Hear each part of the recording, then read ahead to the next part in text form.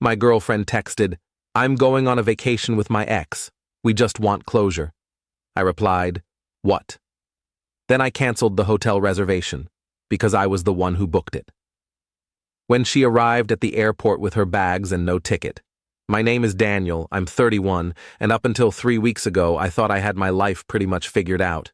Good job in finance, decent apartment in the city, and a girlfriend of 2 years named Melissa, who I genuinely believed was the one.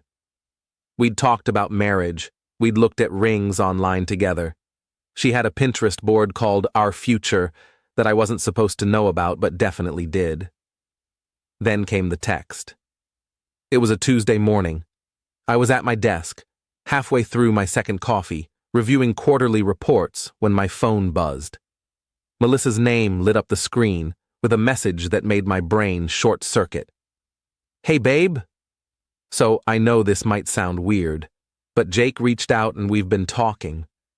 We both feel like we never got proper closure after our breakup. We're thinking of taking a trip to Vermont this weekend, just to talk things through and finally move on properly. I think it'll be really healthy for me. Love you. I stared at that message for a full minute. Jake, her ex-boyfriend of 4 years, the guy she'd dated throughout college and broken up with supposedly because of different life goals. The same Jake whose Instagram she'd accidentally liked posts from at 2 a.m. 6 months ago, then claimed her phone had glitched. I typed back, "What?" Just that. One word. She responded immediately with a string of messages. "I know it sounds crazy, but hear me out. It's not like that at all. We just need to have some honest conversations. You trust me, right? It's only 3 days, in Vermont, with her ex." I called her. She answered on the first ring, her voice bright and casual like she'd just suggested we try a new restaurant. "Danny, hi. Did you see my text? Melissa, are you actually serious right now?" "What do you mean?" "I'm being totally transparent with you. That's what matters in a relationship, right?" "Honesty?" I could hear traffic in the background. She was walking somewhere, probably to her lunch spot near her office. "You want to go on vacation with your ex-boyfriend and you think transparency makes this okay?" "It's not a vacation. It's closure." There's a difference. Jake and I never really processed our breakup properly. We just stopped talking one day. It's left this weird energy between us, and I think if we don't address it, it'll always be this thing hanging over me. "Melissa, you've been with me for 2 years. If you needed closure, you had plenty of time to get it before now." She sighed, that particular sigh she did when she thought I was being unreasonable. "You're not listening. This is about my emotional health. I thought you'd be supportive." "Supportive of you taking a romantic trip with another man?" "It's not romantic. God, Danny, why are you being so insecure about this?"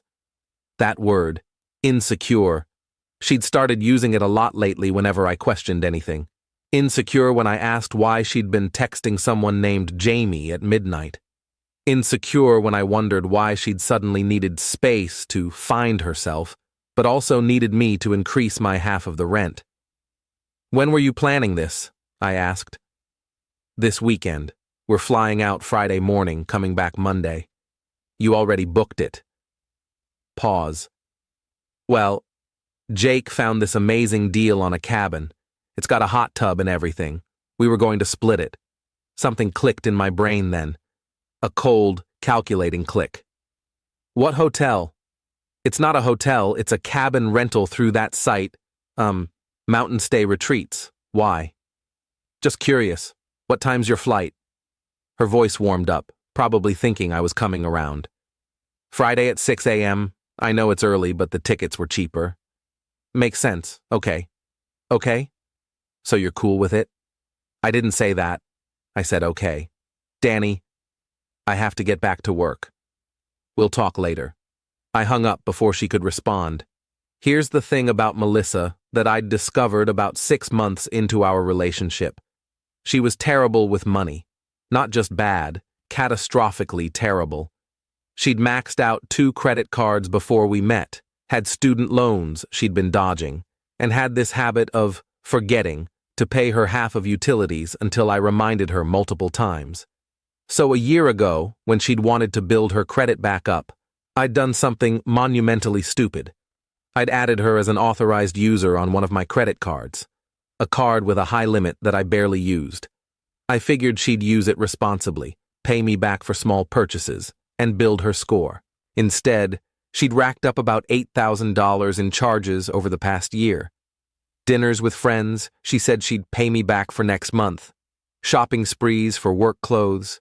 A girl's trip to Miami that somehow cost $2,500. And now, apparently, a romantic cabin getaway with her ex. I pulled up my credit card account on my computer. There it was. A charge from 3 days ago. $1,847 to Mountain Stay Retreats. A charge I definitely didn't authorize. She'd booked the cabin on my card. My hands were shaking. Not from anger exactly, but from this crystalline clarity. She wasn't just disrespecting me. She was using my money to fund her cheating trip. Because let's be honest, closure with your ex in a cabin with a hot tub isn't closure. It's a romantic weekend that she expected me to pay for. I called the credit card company first, explained that my authorized user had made an unauthorized large purchase without my permission. They flagged it for dispute review. Then I called Mountain Stay Retreats. The customer service rep was sympathetic. I see the reservation here, Mr. Harrison. Is there an issue? Yes, I need to cancel it. It was booked without my explicit consent. I understand. Let me pull up the cancellation policy. Okay, so this was booked as non-refundable. But given the circumstances and the fact that it's your card, I can process a full cancellation and refund. The reservation will be void immediately. Perfect. Please do that. Done. The guest will receive a cancellation email within the hour. Is there anything else I can help you with today? No, that's everything. Thank you. I hung up and sat back in my chair. My heart was pounding, but my head was clear. Then I called the airline. Melissa had used the same card for her ticket. Same process. Unauthorized purchase by authorized user. They were less accommodating initially, but after I explained I was disputing the charge with my credit card company anyway, they agreed to cancel and refund. Within 2 hours, I'd dismantled her entire trip. I didn't tell her. I just waited. Friday morning, my phone started blowing up at 5:47 a.m. Danny, what the fuck? The cabin reservation is canceled. They're saying the card was disputed. Are you kidding me right now? I'm at the airport. Jake is here. We don't have a place to stay. Call me right now. I was making coffee in my kitchen, watching the messages roll in. I took my time responding. Morning. Yeah, I canceled everything. You used my credit card without asking to book a vacation with another man. Did you really think I was going to pay for that? My phone immediately started ringing. I declined the call. She called again, declined again. Text from Melissa. You can't do this. I'm stranded here. Me. You're not stranded. You're at an airport. Go home. Melissa. We bought the plane tickets already. Me. Check your email. I assume she did because the next message came through 5 minutes later. You canceled my flight too? Me. My flight. My money. My decision. Melissa. This is financial abuse. That one actually made me laugh out loud. Me. Financial abuse is using someone's credit card for $10,000 of charges without permission. You want to go to Vermont with Jake? Use Jake's money. The calls kept coming. I blocked her number. Update 1, so that was 2 weeks ago. I figured I'd update because things have gotten absolutely wild. After I blocked Melissa, she showed up at my apartment that Friday night, absolutely hysterical. I'd changed the locks that afternoon. She had a key, so she couldn't get in. She banged on the door for 20 minutes before my neighbor threatened to call the cops. Through the door, I told her we were done and she needed to leave. She screamed that I'd humiliated her, that Jake had to pay for everything on his credit cards, that they'd had to book a completely different, way more expensive cabin last minute, that she'd had to buy a new plane ticket. Sounds expensive, I said through the door. Maybe you two can bond over your shared financial irresponsibility. She called me every name in the book. Then she left. The next day, I got a text from an unknown number. It was Jake. Hey man, I don't know what Melissa told you, but this trip wasn't what you think. We're just friends trying to get closure. I responded, if you're just friends, why did she hide it from me for weeks while planning it? Why use my money? Why lie about the nature of the trip? You want closure with your ex while you're both in relationships? That's called cheating with extra steps.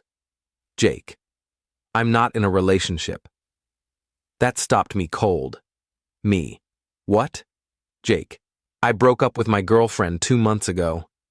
Melissa knew that. We'd been talking pretty regularly since then. Me. Regularly how? Jake. Like, every day? Look, man, I'm starting to think she told me a different story than she told you. I called him. We talked for an hour.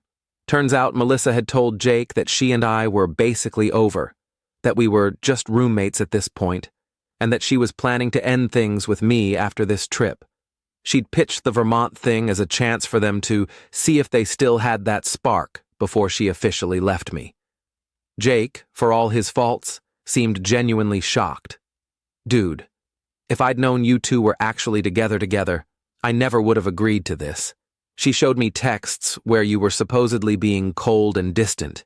She said you'd stopped sleeping in the same bed. We had sex 3 days before she texted me about this trip, I said flatly. Long silence. Jesus, Jake said. I'm really sorry, man. She played both of us. We compared notes. The timeline was damning. Melissa had been cultivating this reunion with Jake for at least 2 months, having daily phone calls she'd hidden from me, sending him photos. He showed me screenshots, nothing explicit but definitely flirty, and essentially maintaining an emotional affair while planning to upgrade it to physical, and she'd expected me to finance it. Jake actually sent me Venmo for his half of what the original cabin cost.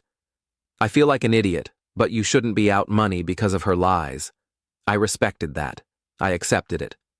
Update to week 3 now. This is where it gets messy.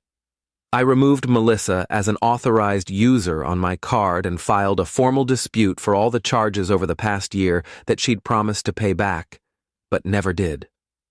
The credit card company sided with me on about $6,200 worth of charges. They're going after her for it. She's lost her mind. She's posted on social media about me being financially controlling and sabotaging her healing journey. Her friends have been messaging me, calling me toxic. I've blocked most of them, but a few got through on Instagram. One of them, her best friend Riley, actually seemed reasonable. We talked on the phone. Look, Riley said, I don't know both sides of this story, but I know Melissa's been acting weird lately. She told us you were okay with the trip. Why would I be okay with funding my girlfriend's romantic getaway with her ex? She said it wasn't romantic. Riley, be honest. If your boyfriend went to a cabin with a hot tub with his ex-girlfriend for 3 days, would you call that closure or cheating? Long pause. Shit. Yeah, okay, that's fair. Riley ended up telling me more than she probably should have. Apparently, Melissa had been complaining about me for months in their group chat, saying I was boring now, that I'd let myself go, I'd gained maybe 10 pounds, that Jake had matured so much and was doing really well for himself now. The trip wasn't about closure, it was about trading up. Except Jake, after our conversation, had completely ghosted her. He'd told her he wasn't interested in being with someone who'd cheat and lie like that. So now Melissa has no boyfriend, no backup plan, a ruined credit score about to get worse, and a growing reputation among our mutual friends as the girl who tried to make her boyfriend pay for her cheating trip. I've been doing okay. Better than okay, actually. I've been going to the gym, picked up a hobby I'd abandoned, woodworking, and started seeing a therapist to process the betrayal. She's helped me understand that Melissa's behavior was a pattern I'd been ignoring.